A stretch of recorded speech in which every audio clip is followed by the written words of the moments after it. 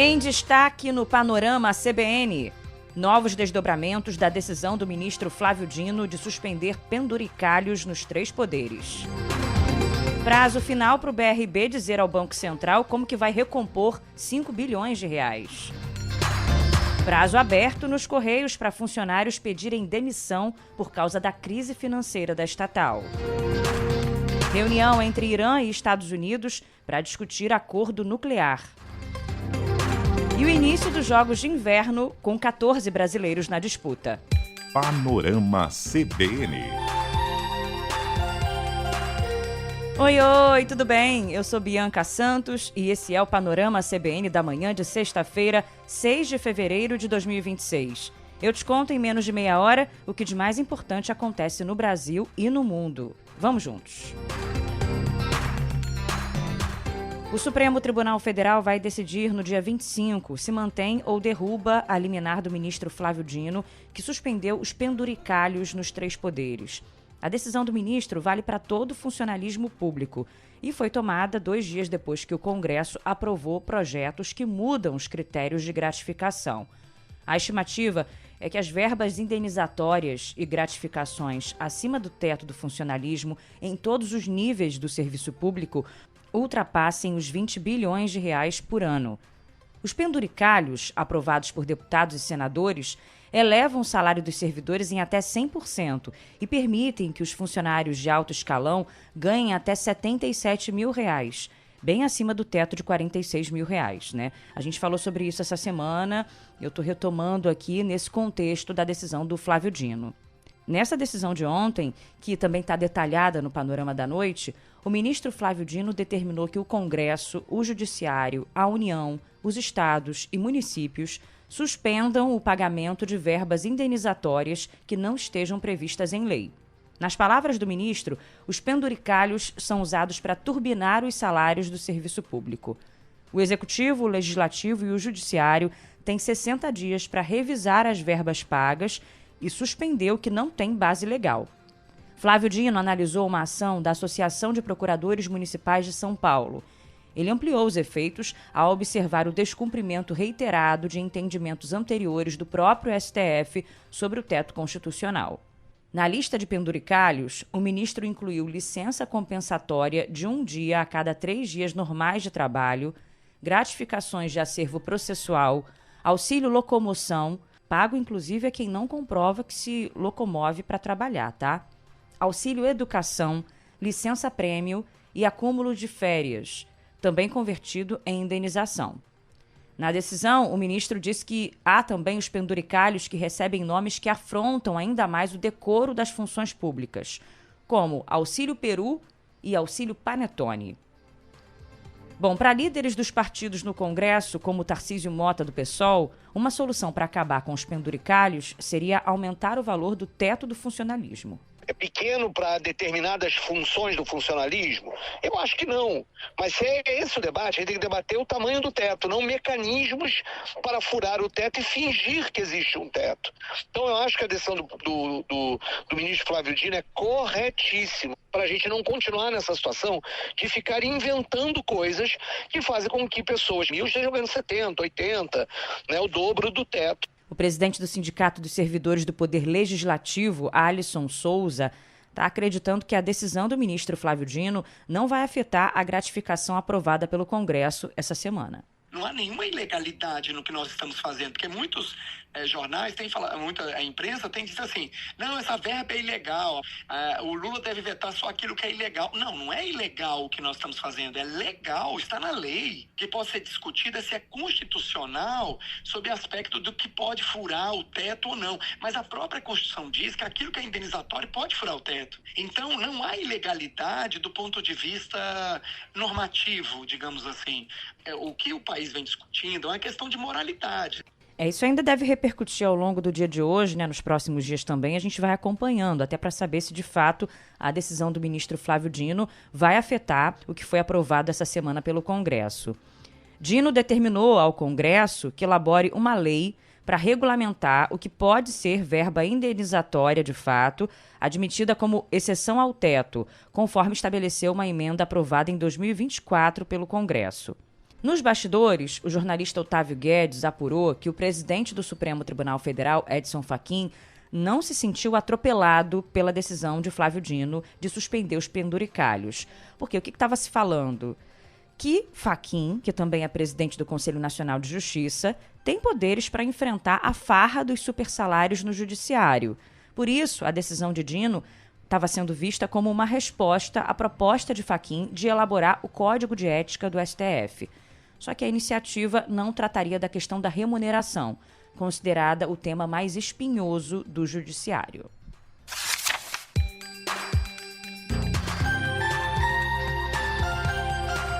Página virada para você saber que termina hoje o prazo para o Banco de Brasília entregar ao Banco Central um plano de ações para reforçar o próprio balanço patrimonial em pelo menos 5 bilhões de reais. O montante vai ajudar o BRB a reduzir o risco atrelado ao seu patrimônio. Se aprovado pelo Banco Central, o plano deverá ser executado pelo BRB em até 6 meses. Medidas que afetem o caixa do governo do DF, acionista majoritário do BRB, devem exigir ainda o aval político da Câmara Legislativa, onde o governador Ibanez Rocha tem ampla maioria. O objetivo do plano é garantir que o banco permaneça sólido e não gere desconfianças no mercado financeiro. Segundo a Polícia Federal, o BRB gastou mais de 12 bilhões em carteiras de crédito falsas do Banco Master. E o Fundo Garantidor de Crédito promete concluir hoje o pagamento de 90% dos clientes do Banco Master. O FGC começou o ressarcimento dos 800 mil credores no dia 19 de janeiro e deve desembolsar 41 bilhões de reais. Na TV Globo, o diretor-presidente do FGC, Daniel Lima, alertou para golpes que prometem um pagamento mais rápido. É muito importante que a pessoa use os canais oficiais do FGC e que não acredite muito em ofertas que sejam boas demais para ser verdade. Por exemplo, que alguém vai conseguir fazer você receber a sua garantia mais rápido mediante algum tipo de pagamento. O FGC não adianta e não subcontrata nenhum prestador para operacionalizar o pagamento de garantias. No caso do Will Bank, liquidado em janeiro pelo Banco Central, o fundo garantidor ainda espera a lista de credores para começar o ressarcimento, o que pode levar de 30 a 60 dias.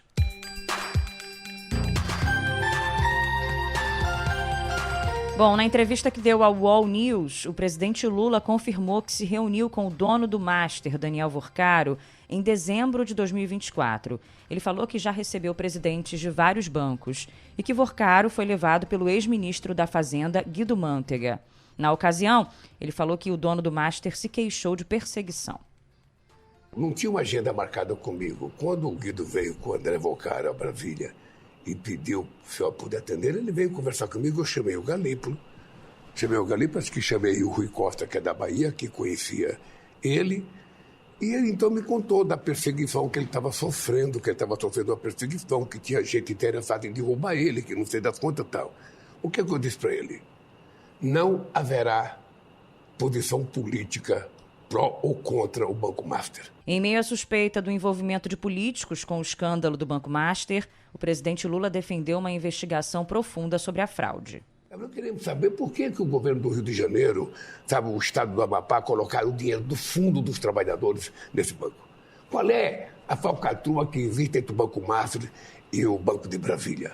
Quem está envolvido? É preciso que a gente vá a fundo nisso. Lula também comentou sobre as suspeitas de envolvimento do filho dele, o Lulinha, com o careca do INSS, apontado como principal operador dos descontos ilegais de aposentados e pensionistas. Quando saiu o nome do meu filho, eu chamei meu filho aqui. E eu falo isso com todo mundo. Olhei no olho do meu filho e falei, olha, só você sabe a verdade. Só você sabe a verdade. Se você tiver alguma coisa, você vai pagar o preço de ter alguma coisa. Se você não tiver, se defenda. Porque é assim que eu trato as coisas, com muita seriedade. Outros trechos da entrevista estão no panorama da noite de ontem. Ainda sobre Banco Master, uma apuração da Malu Gaspar, do Globo e da CBN, está dizendo que os ministros do STF, Alexandre de Moraes e Dias Toffoli, estão pressionando integrantes do Senado, especialmente o presidente da Casa, Davi Alcolumbre, para barrar a instalação da CPMI do Master. Os 2 ministros e os familiares possuem conexões com o banco, com o dono do banco, Daniel Vorcaro, e por isso temem a abertura de uma nova frente de investigação no Congresso Nacional. A pressão de uma ala do Supremo contra a CPMI, diz a Malu, foi confirmada com 3 fontes que acompanham de perto a discussão nos bastidores. Procurados, os ministros não se manifestaram. O pedido de instalação da CPI mista foi protocolado na última terça-feira, com o apoio de 281 parlamentares. De acordo com relatos obtidos pelo blog da Malu, os ministros têm alegado que a CPMI, caso seja instalada, poderia aprofundar o desgaste da imagem do Supremo no momento em que a atuação de Dias Toffoli, relator do caso Master, entrou na mira da opinião pública e de colegas do próprio tribunal.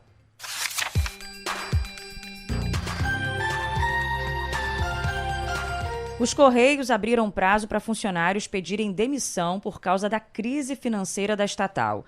A expectativa é cortar 15 mil dos cerca de 90 mil contratados, reorganizar cargos também, mexer nos planos de saúde e na previdência dos servidores. Os Correios informaram que ainda não tem um balanço de quantos já aderiram ao plano de demissão voluntária. A estatal quer economizar R$2 bilhões por ano a partir de 2027. Em 2024, os gastos com funcionários foram de quase R$20 bilhões. Hoje, 60% do dinheiro que entra nos cofres dos Correios vão para pagar salários, plano de saúde e outras despesas com os funcionários. O economista Armando Castelar, pesquisador associado do FGV-IBRE, defendeu a privatização dos Correios. Não tem agilidade de um setor que é cada vez mais competitivo, cada vez mais ágil. Empresas estatais no passado fecharam exatamente porque o governo hesitou muita hesitação em termos de você privatizar, demorou, acabou tendo que fechar, porque o prejuízo simplesmente era grande demais e não havia condição de competir. Lembrando que no início desse ano, os Correios receberam 10 bilhões dos 12 bilhões tomados emprestados com 5 bancos, com garantias do Tesouro Nacional. A empresa admitiu que pode precisar de mais R$8 bilhões para fechar as contas do ano. No fim de 2025, o presidente dos Correios, Emanuel Rondon, disse que o resultado negativo de 2026 pode chegar a 23 bilhões se o ciclo ruim da empresa não for quebrado. Vamos dar uma pausa no noticiário agora para trazer um recado do patrocinador desse podcast. Há mais de 37 anos, o Banco BV constrói histórias de crédito e relacionamento. Líder no financiamento de veículos usados, o BV também se destaca como especialista no banco de atacado, com atuação relevante em produtos de investimento, tesouraria e soluções de mercado de capitais. O banco oferece soluções financeiras completas, da conta BV às principais plataformas de investimento. Acesse bv.com.br e saiba mais.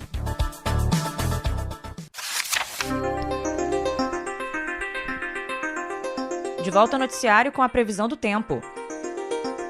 A passagem de uma frente fria deve provocar uma mudança no tempo em várias regiões do Brasil a partir de hoje, sexta-feira. O sistema começa atuando pelo sul do país e, ao avançar, ajuda a intensificar áreas de instabilidade que estavam presentes, o que deve aumentar o risco de pancadas fortes, temporais e volumes mais elevados de chuva. A tendência é de que o fim de semana seja marcado por tempo instável em muitas áreas do país. E a Terra será atingida hoje por um outro tipo de tempestade, uma tempestade solar provocada pela mega erupção do Sol. As erupções solares não são um fenômeno raro e normalmente não provocam nada para a Terra. As informações são da NASA. A tempestade pode provocar várias auroras boreais do norte do planeta.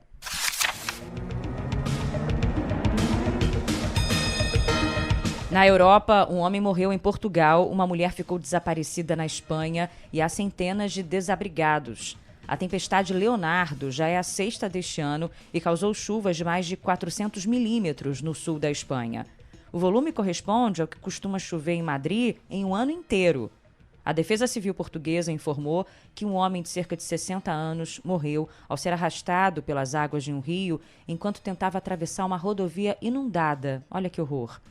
Já na Espanha, a Guarda Civil estava procurando uma mulher que caiu no rio Turvila, na província andaluza de Málaga. A Agência Estatal de Meteorologia Espanhola decretou alerta vermelho.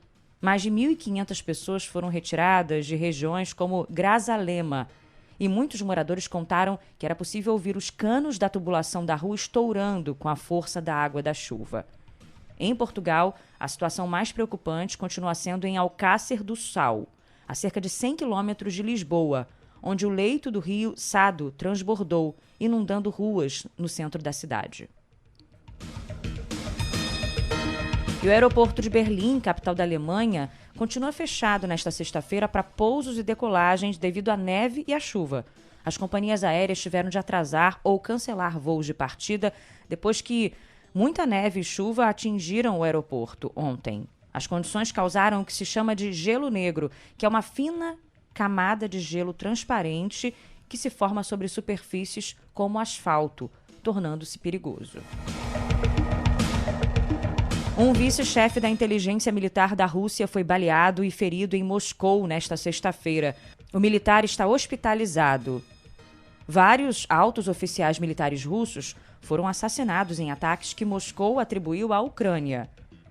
O ataque de hoje ocorreu um dia depois de negociadores russos, ucranianos e americanos concluírem 2 dias de conversas em Abu Dhabi. A delegação russa foi liderada pelo chefe da inteligência militar, almirante Igor Korchukov. Irã e Estados Unidos se reúnem hoje em Omã para discutir um possível acordo sobre o programa nuclear iraniano. O encontro ocorre em meio ao aumento das tensões no Oriente Médio e do envio de reforços militares americanos para a região. O presidente Donald Trump afirmou preferir a via diplomática, mas disse que pode optar por uma ação militar caso não haja um acordo. Os Estados Unidos realizaram um novo ataque contra uma embarcação em águas internacionais no Oceano Pacífico. 2 pessoas morreram durante a ação militar. Detalhes sobre a nacionalidade dos mortos, o tipo de embarcação atingida ou o país costeiro mais próximo da ação não foram divulgados. E Donald Trump disse que quer negociar um novo tratado de armas atômicas no mundo. O último acordo de contenção da escalada atômica entre Estados Unidos e Rússia perdeu a validade e as 2 maiores potências nucleares estão livres para aumentar seus arsenais sem limites. Desde 1972, os acordos entre Estados Unidos e Rússia vinham sendo renovados. O tratado mais recente era o New START, assinado em 2010 pelos presidentes Barack Obama e Dmitry Medvedev, e estendido no governo Joe Biden. Ele restringia o arsenal nuclear de alcance intercontinental a 1.550 ogivas para cada país. Também garantia que os 2 países realizassem inspeções nas instalações nucleares um do outro. Ontem, nas redes sociais, Trump criticou o acordo e defendeu a negociação de um pacto mais abrangente, com a inclusão da China. O governo chinês rejeitou participar das negociações com americanos e russos. O presidente da Rússia, Vladimir Putin, ofereceu à Casa Branca a extensão do tratado por 1 ano, mas não teve uma resposta oficial. Apesar desse desencontro, autoridades russas e americanas concordaram em restabelecer o diálogo militar de alto nível durante a reunião que está acontecendo em Abu Dhabi. O coordenador do curso de Relações Internacionais do Instituto Mauá de Tecnologia, Rodrigo Galo, apontou os desafios de um novo acordo nuclear diante da conjuntura atual política. Os Estados Unidos, no momento de segundo mandato do Trump, atravessa uma fase de muitos problemas internacionais, de um posicionamento, de certa forma, bastante agressivo em relação a algumas agendas. E a gente tem que lembrar que a Rússia é um país que está em guerra com a Ucrânia. Então são 2 potências militarizadas, 2 grandes potências globais, atravessando cenários geopolíticos complicados. Esse era um tratado bastante importante porque ele era considerado por muitos analistas como o último marco de controle de armas nucleares entre esses 2 países. Atualmente, a Rússia é o país que tem mais ogivas nucleares no mundo. São quase 5.500 contra 5.200 dos Estados Unidos.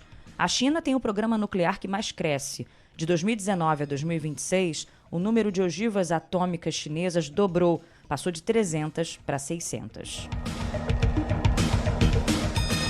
E fechando o noticiário internacional, eu te conto que a Venezuela aprovou em primeira votação a lei de anistia geral para pessoas que foram presas em protestos políticos. A medida pode permitir o retorno de opositores do chavismo que estão vivendo fora do país. O texto ainda precisa passar por uma segunda votação antes de ser enviado para a sanção.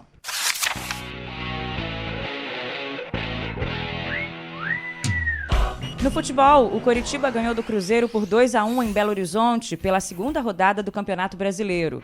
Nos outros 2 jogos da noite, Bahia e Fluminense empataram em 1-1, mesmo placar de Vasco e Chapecoense. Siamo noi, siamo solo noi. Non c'è bandiera che ci limiti. Non ti voltare, non ti fermare fino all'alba. Começam hoje na Itália os Jogos Olímpicos de Inverno de Milão e Cortina d'Ampezzo, com a participação de quase 3.000 atletas. A principal solenidade de abertura vai ser no estádio San Siro, em Milão, às 4h, horário de Brasília. E haverá também cerimônia em outros 3 pontos da Itália. Lucas Pinheiro e Nicole Silveira serão os porta-bandeiras da delegação brasileira. O Brasil vai ter a maior delegação da história, com 15 atletas, e chance real de medalha em 3 modalidades. As maiores esperanças são o Lucas Pinheiro, do esqui alpino, Nicole Silveira, do skeleton e Patrick Burgener, do snowboard. O Brasil estreia nos Jogos na próxima terça-feira, dia 10, com Bruna Moura, Eduarda Ribeira e Manex Silva no esqui cross country. CBN Carnaval 2026. E no Carnaval, a cantora Ivete Sangalo estreia nesse fim de semana no Pré de São Paulo. É noite de lua cheia e as vampiras tão soltas. Ela tá em todas, né? Porque na semana passada foi no Rio, tá sempre em Salvador. A Ivete é do Brasil, é do mundo. Noite de lua cheia e as vampiras tão soltas. Ao todo, 117 blocos vão circular pelas ruas da capital paulista no sábado e no domingo. Destaques: Casa Comigo, Baixo Augusta, Bicho Maluco Beleza, com Alceu Valença, entre outros, né? No Rio, o último fim de semana antes do Carnaval, vai ter 118 blocos, entre hoje e domingo. Bloco da Favorita, Simpatia é Quase Amor, Chora Me Liga, Cordão do Boitatá, Fogo e Paixão. Tem muita opção também.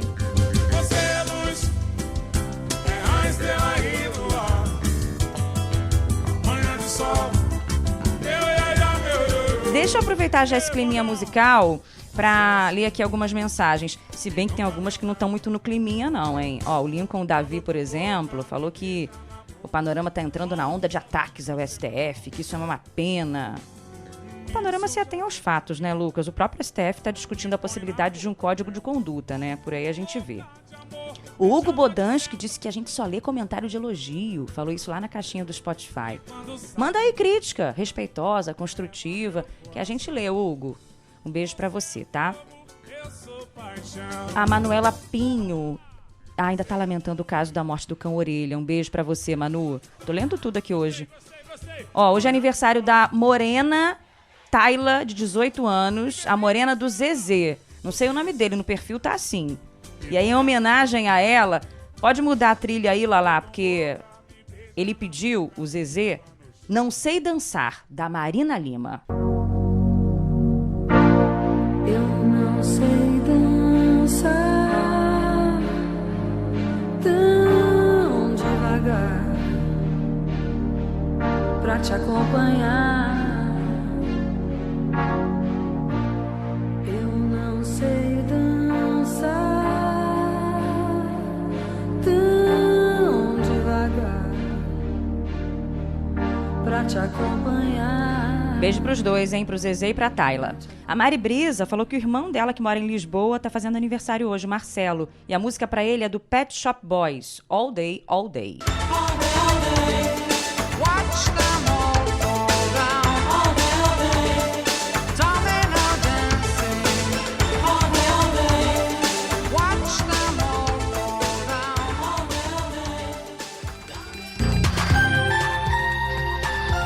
E a gente vai se despedindo de você, desejando um ótimo fim de semana. Eu, nosso DJ Laerte Afonso, nosso editor Edmilson Fernandes. Lembrando que tem o Panorama CBN da noite ainda para você sextar de vez com a Nadédia Calado.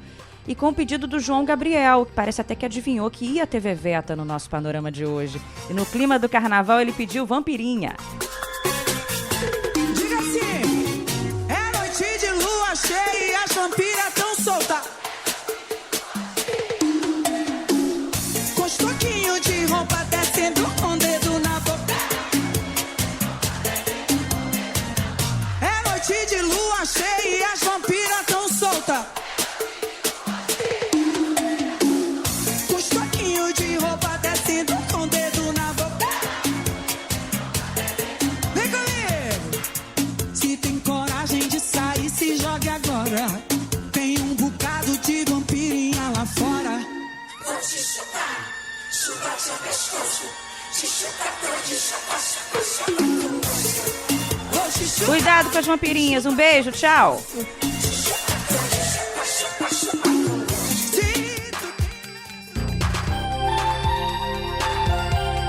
Panorama CBN.